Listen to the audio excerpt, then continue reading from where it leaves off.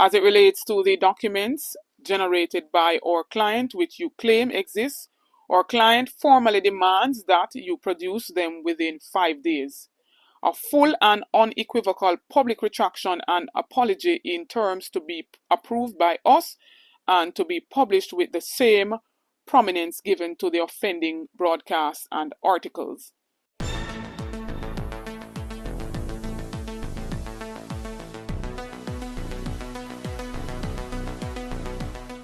Blessings, ABR family and viewers. Welcome back to the channel. It's your girl, and it's Bell Rose. And in this one, Bradley Avenue being served with a potential lawsuit from a senior superintendent of police.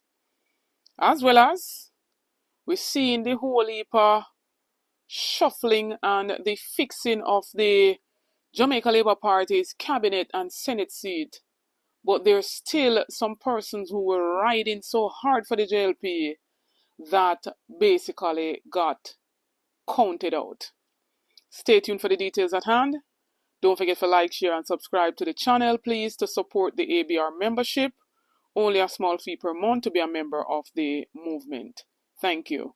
So now, ABR family and viewers, you don't realize that with all the swearing in of cabinet members and appointments of senators, especially from the government side, you realize that a few persons who were there before basically got counted out, because we see what they're doing is basically bringing back the same set of persons to, certain portfolio. But former Constitutional Affairs Minister Marlene Malahoo Ford was basically left out. And personally, for me, my opinion, she's basically clueless. I don't see what she has really done with the whole constitutional reform. Every day she get up, road to Republican, the way she roll her tongue, me think she want Spanish. But nevertheless, them basically wasted $4.5 million per month to rent a building to have what they deem as town halls, and probably just about 5 or 6 town halls were kept throughout the whole times. And I just didn't believe that she was fit for that mandate. Also, we know that they had gotten rid of Everall Warmington from before. So we know them love bring back people, but they did not bring him back. And I thought Venetia Phillips would have been in the Senate. The way she'd have ride hard. She had toiled everywhere there were discrepancies and breakdown in the Jamaica Labour Party. She was there to the rescue. And she badmouthed the People's National Party so much you would have wondered if she was a potential caretaker of the People's National Party, the way how she behaved. So she's a sore loser in every aspect. Every turn she does a lose. She lost in the local government election after she crossed the floor. She lost right across the board, and she come back again and counted out of the senator seat. So no matter how you see she move about and behave, and she putting down the People's National Party down to the ground, the Jamaica Labour Party is still not uplifting her. But I would like to hear your take on these 3 persons who were basically left out. We see them a hype up even Lawrence Rowe, and he still didn't get a senator seat over there on the Jamaica Labour Party side. Anyways, I'm moving right along. We're seeing where Bradley Avenue, specifically Cliff Hughes, the Chief Executive Officer of Nationwide News Network Limited, has been served by Senior Superintendent of Police Lawyers, the Chairman of the POA, Mr. Wayne Cameron. And it's a lengthy piece of information or file that I received. And so I'm going to read all of it. So please to watch the entire video. Now, according to this document from the Nigel Jones and Company, there were some things that were published from this media outlet about Wayne Cameron that they deemed as libel, defamatory, and basically gave him an ultimatum to respond with an apology no later than September 24, 2025. So, with all of the cabinet swearing in that was taking place yesterday, we seen where Bradley Avenue was being served on the same day. And it says, "Attention, Mr. Cliff Hughes. We act for and on behalf of Senior Superintendent of Police Wayne Cameron in a series of recent broadcasts on your radio station and publications on your website and on your Facebook, Twitter, Instagram, and YouTube pages. You made reference to our client. The broadcasts and articles contained the following defamatory utterances about our client." So here's what is said that they basically posted on all those various social media platforms. That our client refused to work under ACP Marlon Nesbitt as his senior. That our client's response was to down tools and refuse to support ACP Nesbitt.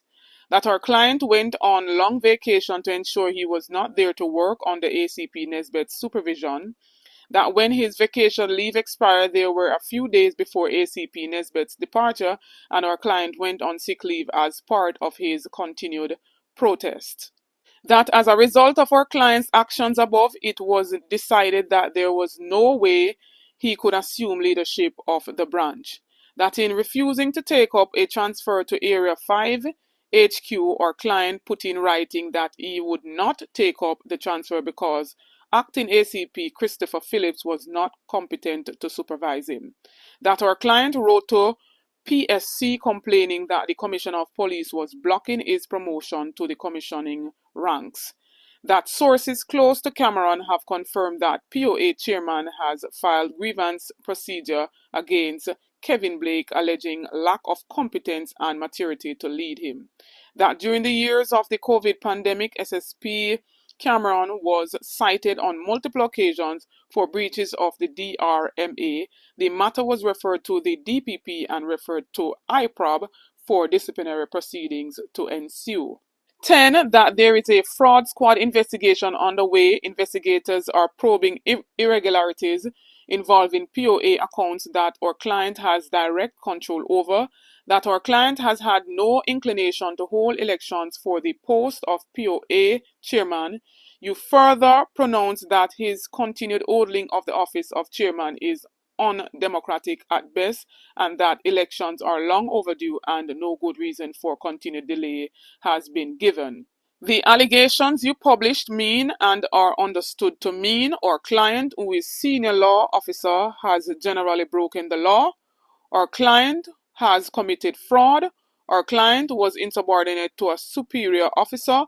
Our client has abused his authority. Our client has willfully disobeyed lawful orders. Our client has been punished for misconduct. Our client has held on to the post of chairman of the POA for clandestine reasons. That our client has accused his superiors and fellow officer of incompetence. That our client has avoided his duties by dishonest and or unsanctioned maneuvers. The charges amount to a very serious libel on him and have caused him considerable distress and embarrassment. The allegations made against him are false, and your attack on him was unjustified and unsubstantiated in circumstances where, in relation to our client, he did not refuse to work with ACP Marlon Nesbitt. In fact, ACP Marlon relieved our client, who was instructed to report back to Ports Division, and he subsequently proceeded on vacation leave. He was contractually entitled to vacation and sick leaves. His vacation leave was duly authorized by the Commissioner of Police.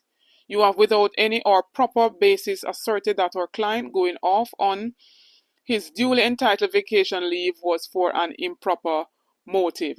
He was in fact ill, having suffered an injury which was confirmed by a medical report which was submitted to his employer. As a result of fallacy of your assertions above, our client could not have been punished because he went off on leave. You have alleged in writing or otherwise that he would not take up the assignment because ACP Phillips was not competent to supervise him. Our client has instead asserted that the transfer was in breach of the force's protocols. He did not write to the PSC alleging that Commissioner of Police was blocking his promotion. He was not cited, charged, summoned in relation to breaches of the DRMA during the COVID pandemic. Whilst an allegation was made and IPROB did an investigation, by letter dated November 26, 2024, IPROB clearly indicated that after investigation there was no evidence to substantiate a breach. In addition, at no time has our client been referred to the DPP in relation to any DRMA offences. He does not have sole or direct control over POA accounts. The Secretary Treasurers and the Assistant Secretary Treasurers are also signatories. The POA has not been contacted by the fraud squad or anyone for documentation or otherwise. It is not clear what accounts are being investigated nor who the complainant is. Senior members of the fraud squad are unaware of this investigation, and it is not clear upon what basis you have asserted that there is no inclination to hold an election for the position of chairman. As a matter of practice, past elections have been held at 4 to 5 year intervals. In these circumstances, our client requires from you as a matter of urgency, as it relates to the COVID-19 breaches allegation, our client puts you on notice that he shall amend his existing Supreme Court claim against you to rely on these assertions in further support of his claim for aggravated damages. As it relates to the documents generated by our client which you claim exist, our client formally demands that you produce them within 5 days. A full and unequivocal public retraction and apology in terms to be approved by us and to be published with the same prominence given to the offending broadcasts and articles. Our client also requires you undertaking to refrain from any further defamatory remarks. We have also advised our client that he is entitled to substantial compensation for the injury to his reputation. Our client will also require payment by you of all legal costs he incurs in this matter. If we do not receive a satisfactory reply by Wednesday, September 24, 2025, our instructions are to file a claim in the Supreme Court. In the meantime, our client reserves all his rights. So when me tell you, say enough of them makes me have to wonder who says that they are journalists. No investigative journalism. All they do is run with whatever, someone pinch them and tell them, it seems. To put out statements as these without any credibility. Now the Senior Superintendent of Police is taking action. I hope that they will respond, or they must respond, by the 24th of this month. So let us see what they will do. In the meantime, ABR family and viewers, please go ahead, drop your comments in the comment section. Me, you wanna say. Don't forget to like, share, and subscribe to the channel. On the road to 50K, help me to get there, get this video to at least 10,000 likes. Please make that one go viral. Stay tuned for more videos, stay tuned for more updates. Big up on yourself.